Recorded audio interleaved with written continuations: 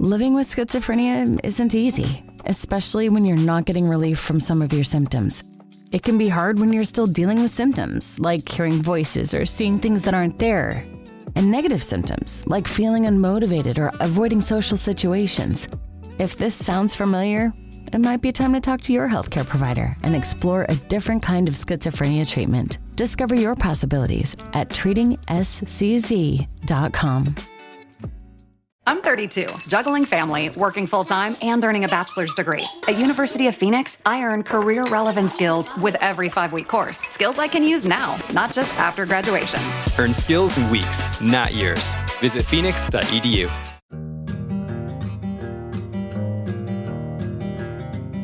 Welcome to Farm Here Daily, a field-forward podcast. I'm David Geiger, your host. I've been on Iowa TV and radio for the last decade, and I am excited to join you on this podcast, Farm Here Daily. Today on the program, while we grow a lot of soybeans in the Midwest, we don't eat as much. We'll talk about Soyfoods with Linda Funk, then a chat on a recent EPA ruling and what that means for ethanol with Brian West. Please be sure to like and follow the podcast as well as our social media at Field Forward Pod. We would love to have you join our community, keeping folks informed about what is affecting our farmers. This is Farm Here Daily. And joining us on Farm Here Daily, we have Linda Funk. She is the Executive Director of the Soyfoods Council. Linda, thank you so much for taking the time to join me on Farm Here Daily. And first, before we start talking about some of the interesting summer cookout options that are out there for soy foods, let's just talk about the Soyfoods Council to start off. So thanks for joining us, and what's going on with the Soyfoods Council? Well, thank you so much for having me. You know, the Soyfoods Council celebrated its 25th year. And it's all about increasing the awareness about soy foods. We work with, the media, we work with chefs, getting the word out about the beauty of soy food. So it's kind of all encompassing, but it's really increasing that awareness. So what about summer cookouts can soy products contribute to? Yeah, there's so many great ways, but I also think, we've heard a lot about ultra processed foods, and I'm happy to say that there are so many of the soy foods that are not in that classification. The Academy of Nutrition and Dietetics really say that examples of minimally processed foods can include frozen fruits and vegetables, dried beans, including soybeans, and soy foods such as tofu, tempeh, edamame, and miso. So that's why we kind of looked at this release and talking about summer grilling and foods really centered around those soy foods. So I think most everybody knows about edamame these days. It's such an easy food to incorporate, to have on hand. It comes frozen, either shelled or in the pod. In the pod, you pop open the pod and eat the soybeans. If it's frozen and shelled, you just take the edamame and cook them and use them however you want. They're great in soups and salads and all those kinds of fun summer things. The salads especially, I love putting them in salads. There's a great recipe on our website, thesoyfoodscouncil.com, but it all it is sweet corn, edamame, some red pepper, and a little bit of balsamic vinegar dressing. And oh my goodness, is it delicious and fresh. You can eat it warm or you can eat it chilled. So that's a great summer salad right there.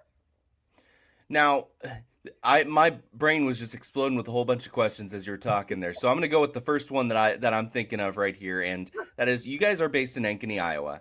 Yes. And so you guys are Iowa local. You see all the soybean fields around.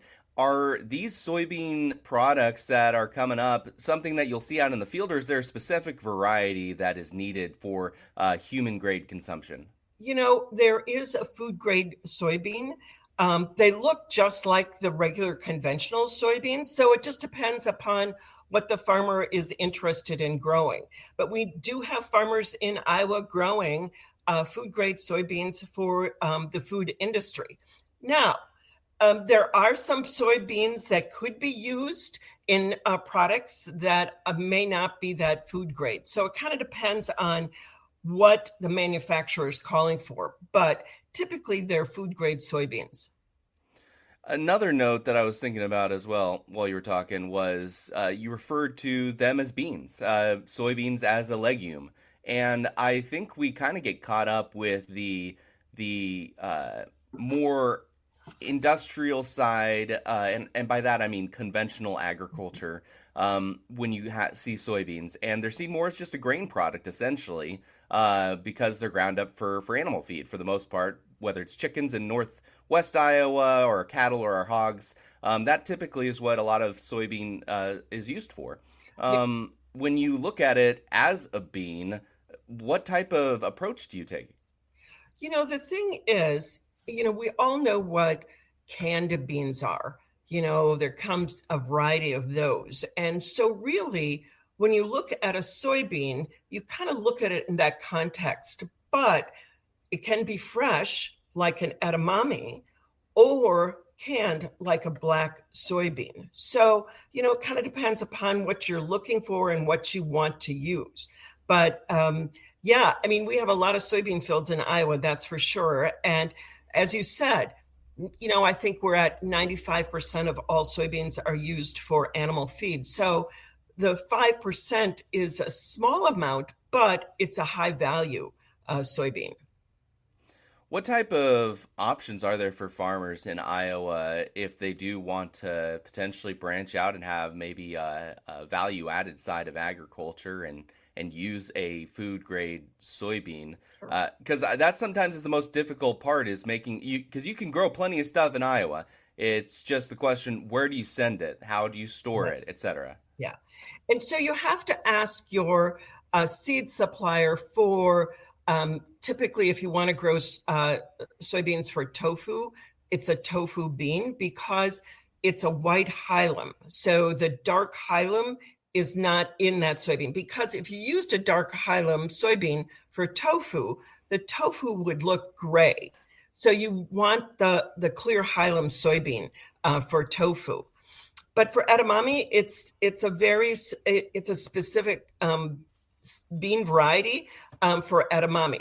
You can grow, people say, and I think the quality of the edamame is better if you actually get an edamame seed. You can use conventional and just pick them earlier, so when they're still green. But they're not going to be as big as a typical edamame soybean variety is. So you just have to ask whoever is supplying your seed for those kinds of seed that you want to grow for food.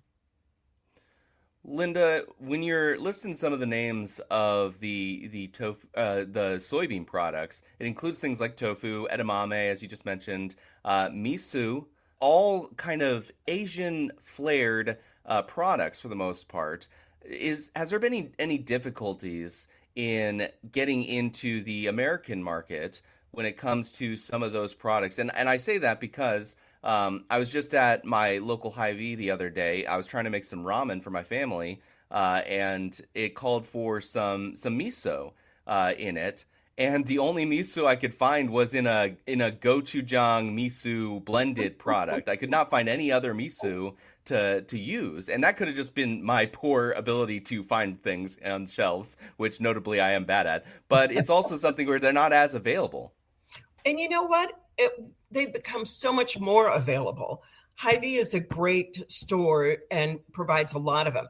I can tell you the trick. The miso is typically in the refrigerated section. Really? Of that health market area. And there are some U.S. producers of miso. So yeah, it's pretty available.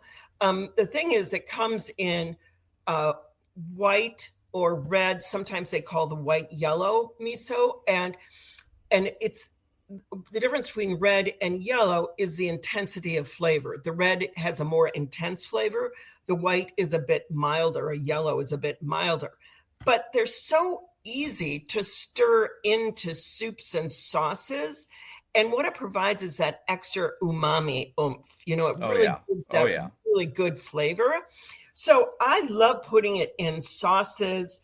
stirring it into, I just made some vegetable soup the other day. I stirred it into that vegetable soup. But we have dessert recipes also that uses miso, some great cookie recipes. So again, it just adds that extra oomph of flavor. That extra oomph of flavor is absolutely something you can have at your Asian restaurants when you're making food yourself. But the other note that I wanted to make is the shelf life. What do soybean products tend to look like storage-wise if you want to have it in your pantry? You know what? It's great because there are so many shelf-stable products. So there is a silken tofu that comes in a box, and it's Tetra packed. So it is shelf-stable until you open it, and then you put it in the refrigerator, and it would last, a good week or 10 days in the refrigerator opened. Edamame is frozen, so just keep it in your freezer, and when you're ready to use it, take it out. Miso is typically refrigerated. There are some that I have seen that have been on the store shelves that once you open it, you have to refrigerate it. But typically, the ones that I use are actually refrigerated. So you keep it in a refrigerator, and honestly, they last a long time because it's fermented. So, at least a good 6 to 8 months in the refrigerator. So it's so easy to take it out of the refrigerator and use it as you're cooking. It makes gravies and sauces just pop with flavor. That sounds amazing. I will definitely have to try that myself. Before I let you go, Linda, I did want to just ask one more time, talking about the Soyfoods Council specifically. What is kind of the purpose of the Soyfoods Council? What are you guys working towards? We just want to really increase the awareness of soy foods. We want people to try them. Sometimes if foods are not familiar to people, they're a little scarier, if you will. But there are so many great ways to start using soy foods, and we just really want to encourage everyone to start. And edamame is a perfect way to start. But David, I also have to tell you, soy and meat work really well together. It doesn't have to be an either or. You can have a beautiful pork chop or steak as a center of the plate, and then a great edamame salad on the side. So meat and soy work really well together. In fact, the Iowa Turkey Federation and myself, Greta Irwin, and myself, we're working with the culinary program in Ankeny to really put together a program for culinary students about turkey and soy. So stay tuned for that. I'll stay tuned for that. And it also brought to mind, is there any Soy Food Council options going to be available at the state fair, which is here in just a month and a half or so? We did some contests years ago, and we just felt that, people are at the fair, they want to enjoy luscious, delicious foods. And sometimes, soy foods probably are a little more nutrient dense and a little bit more nutritional. So we just decided that instead of that, we keep doing all the awareness, doing press releases, working with chefs, those kinds of things. Linda Funk, the executive director of the Soy Foods Council, joining us on Farm Here Daily. Thank you so much, Linda, for your time. Thank you. I appreciate it, David. Thanks again, Linda. This is Farm Here Daily. We will have more conversations on the way, but now let's take a look at the marketplace. And there was green across the board at the end of Wednesday's trading session. July corn 9 1/4 cents higher, 4.29 1/4. September up 12 cents at 4.18. Soybeans in July 25 3/4 cents higher at 10.50 1/2, with August 23 3/4 higher at 10.53 1/2. In the soybean meal market, July, $3.20 a ton in the green at $272.40. Wheat in July, 18 3/4 cents more at $5.56, with September rising 15 cents at $5.64. In the livestock market close for Wednesday, August live cattle $1.70 a hundredweight in the green at $212.45. October $1.90 more at $209.70. Feeder cattle in August $3 a hundredweight more at $309.02, with September rising $3.22 at $308.87. July lean hog 65 cents a hundredweight more at $109.65, with August up 95 cents at $107.90 a hundredweight. That is the Wednesday market close. This is Farm Here Daily. And today we're going to be talking about what a recent court ruling means for farmers. Joining me is Brian West. He's an expert who's been pushing for sound science in fuel regulations. Brian, thank you so much for joining us. And can you give us a bit of a background on yourself? Yeah, sure. Hi, Dave. Great to be with you today. I've been retired about 5 years and consulting with the corn growers and the fuels industry. Prior to that, I worked a little over 30 years at Oak Ridge National Laboratory, doing energy research for the Department of Energy. Let's start with the basics here, Brian. What is this lawsuit and how is it going to affect our corn farmers? So the lawsuit was related to something called the R factor. It's a term in an equation that EPA uses to adjust fuel economy for today's tests on cars to make sure they're comparable back to 1975. And EPA set the R factor too low. That's what the lawsuit was about. And that's harmful to the manufacturers when they use blends like E10 or E15 in certification. That makes it harder for ethanol and corn farmers to compete in the fuel market. So what exactly did the EPA do wrong in your opinion? So the R factor goes back to the 80s, and it's been 0.6 since its inception. And its intent was to adjust the fuel economy for small changes in energy density. Energy density is BTUs per gallon. So obviously, if you have more BTUs in a gallon of your fuel, you can drive further. If you have further BTUs, you can't go as far. And if you're regulating fuel economy, that's important to the manufacturers. So that equation made adjustments for small changes in energy density from the test fuels that came out of the refineries.